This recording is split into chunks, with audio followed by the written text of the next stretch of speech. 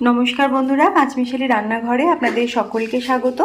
আজকে বানিয়ে দেখাবো আম দিয়ে টকের ডাল। খুব গরমে দুপুরবেলা গরম গরম ভাতের সাথে হালকা পাতলা এই টকের ডালের রেসিপিটা খেতে দারুণ লাগবে। আশা করি রেসিপিটা আপনাদের দেখে ভালো লাগবে। দেখে ভালো লাগলে অবশ্যই লাইক শেয়ার করবেন আর কমেন্ট করে জানাতে ভুলবেন না আপনাদের কেমন লাগলো। অবশ্যই আমার চ্যানেলটিকে সাবস্ক্রাইব করে আমার পাশে থাকবেন। এখন বানিয়ে দেখাচ্ছি কাঁচা আম দিয়ে মুসুরির ডাল। আম দিয়ে মুসুরির ডাল বানানোর জন্য আমি এখানে নিয়ে নিয়েছি আম। একটা আমের অর্ধেকটা বড় সাইজের আম ছিল বলে আমি খোসা ছাড়িয়ে অর্ধেকটা নিয়েছি। আর এখানে নিয়ে নিয়েছি দুটো কাঁচা লঙ্কা, মসুর ডাল নিয়েছি 100 গ্রাম, সর্ষের তেল 1 টেবিল চামচ, হলুদ গুঁড়ো নিয়েছি হাফ টিস্পুন, নুন আর চিনি স্বাদ মতো লাগবে, যেহেতু টকের ডাল এখানে অল্প চিনি ব্যবহার করব আমি। নিয়েছি ফোড়নে হাফ টিস্পুন সর্ষে আর একটা শুকনো লঙ্কা। প্রথমেই ডালটাকে সিদ্ধ করে নিতে হবে। এখন কড়াইয়ের মধ্যে দিয়ে দিচ্ছি জল। জলের মধ্যে নুন আর হলুদ মিশিয়ে জলটাকে ফুটতে দেব। জল ফুটতে যে সময় লাগবে সেই সময়ের মধ্যে আমি মসুর ডালটাকে ধুয়ে রাখবো। এখন জলটা ফুটতে শুরু করেছে, এবার মসুর ডালটা জলের মধ্যে তুলে দিতে হবে। ডাল ধোয়া হয়ে গেছে।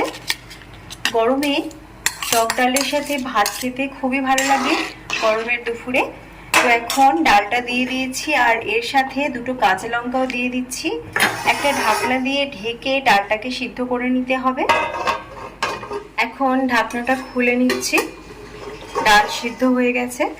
মাঝখানে একবার নাড়াচাড়া করে দেখে নিয়েছিলাম। ডালটা খুব ভালোভাবেই সিদ্ধ করে নিয়েছি। এবার গ্যাস অফ করে দিচ্ছি, দিয়ে কড়াই থেকে ডালটাকে ঢেলে নিচ্ছি। এবার দিয়ে দিচ্ছি তেল। ফোড়নটা দিয়ে দিতে হবে। খুব ভালো করে ফোড়নটাকে নেড়েচেড়ে ভেজে নিচ্ছি।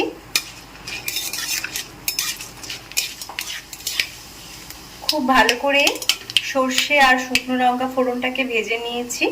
এবার দিয়ে দিচ্ছি আমের টুকরোগুলো। এখন আমটাকে একটু নেড়েচেড়ে নিতে হবে। গরমে টকের ডাল দিয়ে ভাত খেতে ভীষণ ভালো লাগে, আর সর্ষে ফোড়ন দিয়ে টকের ডাল খেতে খুবই টেস্টি হয়। আমটাকে একটু নেড়েচেড়ে ভেজে নিতে হবে। আমটাকে একটু নেড়েচেড়ে খুব ভালো করে ভেজে নেওয়ার পর এখন আমি এর মধ্যে দিয়ে দেব জল। জলটা একটু ফুটিয়ে নেওয়ার পর আমি এর মধ্যে ডাল মেশাবো। দিয়ে দিলাম নুন, একটু নেড়েচেড়ে নিচ্ছি আর এখন ফুটতে দিচ্ছি আমি জলটাকে। এখন জলটা ফুটে গেছে। এবার আমি এর মধ্যে সিদ্ধ মসুরির ডালটা মিশিয়ে দিচ্ছি। টকের ডাল খুব বেশি ঘন হবে না, একটু পাতলা পাতলা হলে খেতে ভালো লাগবে। এখন সিদ্ধ মসুর ডাল মিশিয়ে দেওয়ার পর এর মধ্যে একটু চিনি মিশিয়ে দিচ্ছি। টকের ডালে হালকা মিষ্টি মেশালে খেতে ভালো লাগে। এবার 2 মিনিট ফুটতে দিচ্ছি। এখন একদম রেডি হয়ে গেছে আম দিয়ে মসুরির ডাল, পাতলা মসুরির ডাল। গ্যাস আমি অফ করে দিচ্ছি গ্যাসটা। 2 মিনিট ফুটিয়ে নেওয়ার পর এখন গরম গরম ভাতের সাথে টকের ডাল খাওয়ার জন্য একদম রেডি। আপনারাও ট্রাই করতে পারেন।